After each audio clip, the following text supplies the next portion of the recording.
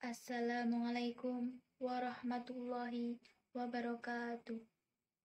Yang saya hormati Ibu Sri Lestari MPD selaku dosen pembimbing mata kuliah Bahasa Indonesia serta rekan-rekan seperjuangan yang saya cintai dan saya banggakan. Marilah kita panjatkan puji syukur kepada Tuhan Yang Maha Esa yang senantiasa melimpahkan rahmat dan anugerahnya kepada kita sehingga kita dapat berkumpul di tempat ini dalam keadaan sehat walafiat tanpa ada halangan suatu apapun. Sholawat serta salam semoga tetap tercurahkan kepada uswatun hasanah kita Nabiullah Muhammad SAW yang telah memberikan petunjuk jalan dari zaman jahiliyah hingga dinul Islam. Pada kesempatan yang berbahagia ini, saya akan menyampaikan sebuah pidato yang berjudul HIV/AIDS diketahui untuk dijauhi. Hadirin yang berbahagia, AIDS merupakan jenis penyakit kelamin yang sangat meresahkan dan mencemaskan masyarakat dunia, termasuk Indonesia.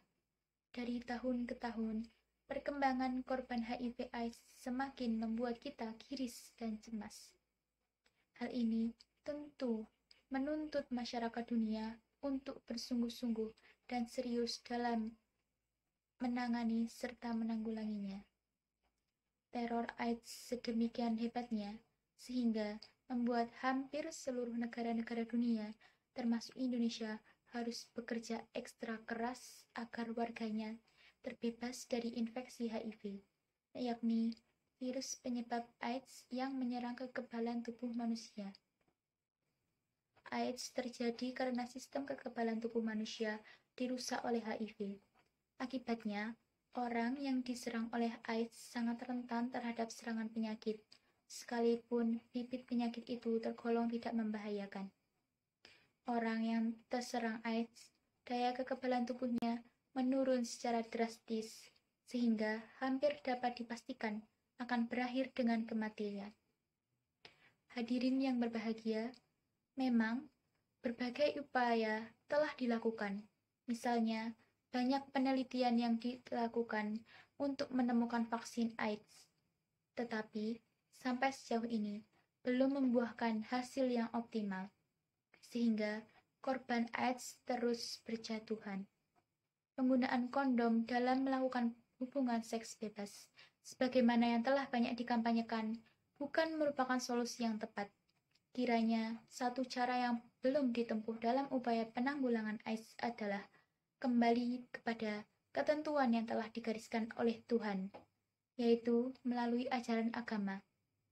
Penyaluran naluri seksual hendaklah hanya dilakukan menurut aturan-aturan yang telah ditetapkan oleh Allah, yaitu melalui pernikahan yang sah.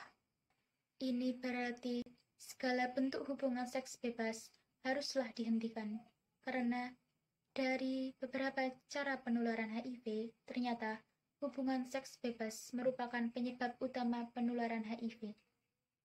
Hadirin yang berbahagia, ketika kita memperhatikan realitas kehidupan dewasa ini, baik melalui media massa, cetak, maupun elektronik, dari hasil penelitian para ahli, perbuatan zina atau hubungan seks bebas telah menghinggapi berbagai lapisan masyarakat, mulai dari kota-kota besar hingga pelosok desa, bahkan sudah merambah ke berbagai lembaga pendidikan, yang notabene menjadi salah satu penopang kekuatan budaya.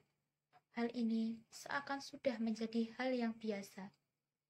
Siswa sekolah hamil di luar nikah, tidak jarang terjadi ada beberapa mahasiswa hidup bersama tanpa ikatan pernikahan.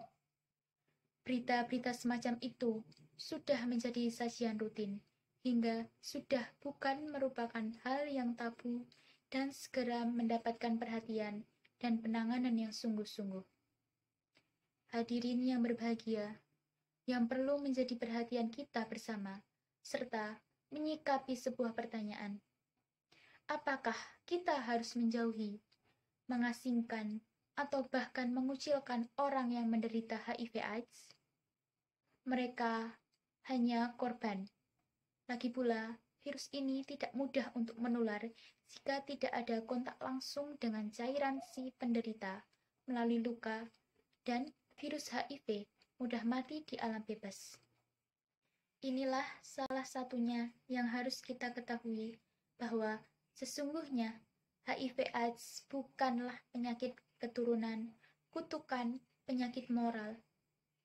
Siapa saja bisa tertular HIV, baik tua, muda, remaja, bahkan pemuka agama sekalipun. Contohnya, seorang biksu di Thailand tertular HIV/AIDS.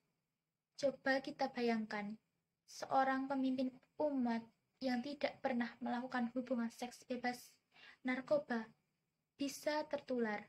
Hal ini mungkin saja terjadi di luar kesadaran dan tanpa kita sengaja. Misalnya, menolong korban kecelakaan di jalan raya yang ternyata mengidap HIV. Kebetulan di tubuh kita terdapat luka, maka terjadilah kontak darah dengan si penderita. Otomatis, kita yang menolong korban kecelakaan itu dengan niat yang suci tertular penyakit maut yang mematikan. Oleh karena itu, kita harus merubah paradigma atau cara pandang masyarakat yang melakukan tindak diskriminasi terhadap penderita HIV/AIDS. Hal ini tidak hanya dilakukan oleh masyarakat awam, namun tidak sedikit kalangan medis yang seharusnya merawat pasien HIV/AIDS. Hadirin yang berbahagia, akhirnya dalam kaitannya dengan AIDS yang menghebohkan ini, semoga kita semua, keluarga kita, masyarakat di sekitar kita, benar-benar memperhatikan pola hidup sehat dengan tidak melakukan perbuatan-perbuatan yang menyimpang, utamanya dalam hal ini adalah hubungan seks secara bebas, menjauhi mengkonsumsi narkoba, dan tidak menggunakan jarum suntik secara bergantian dan bersama-sama.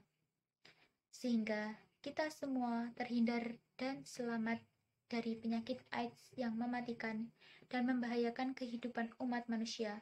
Amin, amin, ya Rabbal Alamin.